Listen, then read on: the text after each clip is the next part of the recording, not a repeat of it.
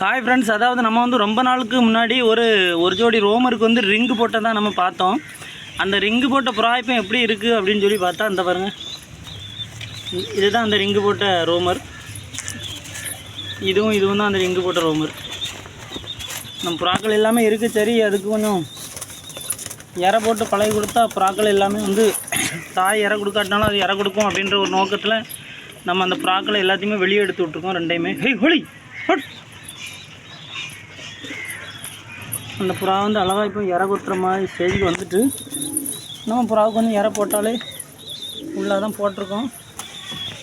இறை வந்து கொத்துதான்னு பார்ப்போம். நான் ரெண்டுமே பெருசாகிட்டு, அதனால் கொத்துறதுக்கு நிறைய வாய்ப்புகள் இருக்குது. இந்த இறை கொத்துதல் இந்த மாதிரி கொத்துனாலே பெரிய புறாக்கள் இறை கொடுக்காட்டினாலும் அதுவே பழச்சிக்கிடும். பிடிச்சி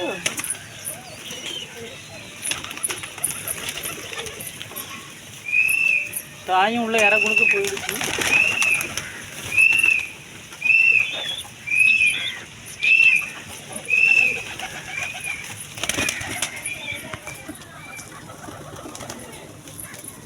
ஹலி ஹட்